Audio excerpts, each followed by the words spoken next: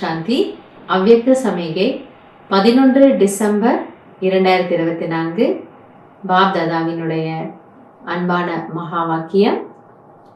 जो सेवा असंतुष्ट बनाए वो सेवा सेवा नहीं है.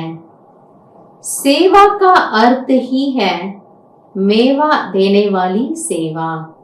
பாபா புரிய வைக்கிறாரு, எந்த சேவை உங்களை அதிருப்தியானவர்களாக ஆக்குகின்றதோ அந்த சேவை சேவை இல்லை.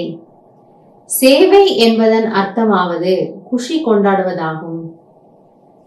சேவைனா திருவிழாங்கிறார் பாபா. திருவிழா எல்லாரும் எப்படி இருப்பாங்க? ஒரே ஆட்டம் பாட்டம் கொண்டாட்டம், 4 பேர் சந்திப்பாங்க, அவங்களோட குஷி குஷியா இருப்பாங்க, ஏதோ ஒன்று ஷேர் பண்ணுவாங்க, கொடுப்பாங்க, வாங்குவாங்க. ஒட்டுமொத்தமா பார்க்கணும்னா உற்சாகத்தோட இருப்பாங்க, குஷியோட இருப்பாங்க. அப்ப பாபாவும் சொல்றாரு, சேவை அப்படின்னா அது உங்களுக்கு குஷியை கொடுக்கணும். अगर सेवा में असंतुष्टता है तो सेवा छोड़ दो, लेकिन संतुष्टता नहीं छोड़ो. ஒருவேளை சேவையில் நீங்கள் அதிருப்தியாக ஆகின்றீர்கள் என்றால், ஏதோ ஒரு காரணத்துக்காக நம்ம ஒரு குஷி இல்லாத ஒரு நிலையில இருக்கிறோம்னா, பாபா என்ன சொல்றாரு, அந்த சேவையை நீங்க விட்டாலும் விட்டுருங்க, பரவாயில்ல, நோ ப்ராப்ளம். ஆனால் உங்க திருப்தியை நீங்கள் விடாதீர்கள். ஏன்னா அப்படி நம்ம அதிருப்தியா ஒரு சேவை செய்து அதுல இருந்து இந்த ஆத்மாவுக்கு லாபம் இல்லை, அதுல இருந்து இந்த ஆத்மாவுக்கு மார்க் வரப்போறது இல்லை. சொல்றாரு இல்லையா, நீங்க கஷ்டப்பட்டு செய்றீங்க, ஆனா மார்க் பார்த்தா 10 மார்க் 20 மார்க் வருது. அப்ப 80 மார்க் என்ன போச்சு? அதனால பாபா சொல்றாரு, அந்த சேவை விட்டாலும் விடுங்க, பரவாயில்ல, உங்க குஷியாவது நீங்க வச்சுக்கோங்க. சதா ஹத் கி சாஹனா சே பரே சம்பன்ன ரஹோ தோ சமான் பன் ஜாயேங்கே.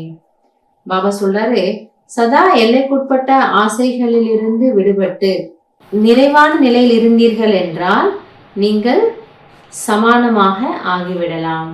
அது காரணம் சொல்றாரு.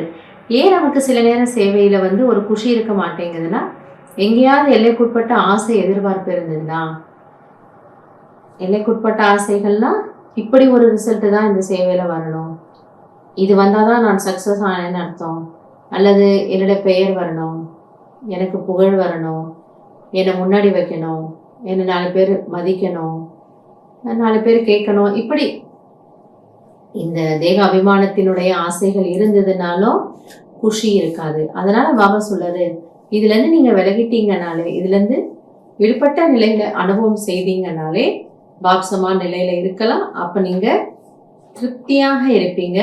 அந்த சேவை உங்களுக்கு குஷியை கொடுக்கக்கூடியதாக இருக்கும். அதனால சேவைன்னு வரும்பொழுது இந்த எதிர்பார்ப்புகள் இல்லாத ஒரு நிலையில இருந்து சேவை செய்யணும் அப்படிங்கிறது தான் பாபா இன்னைக்கு நமக்கு சொல்ல வர. நன்றி. ஓம் சாந்தி.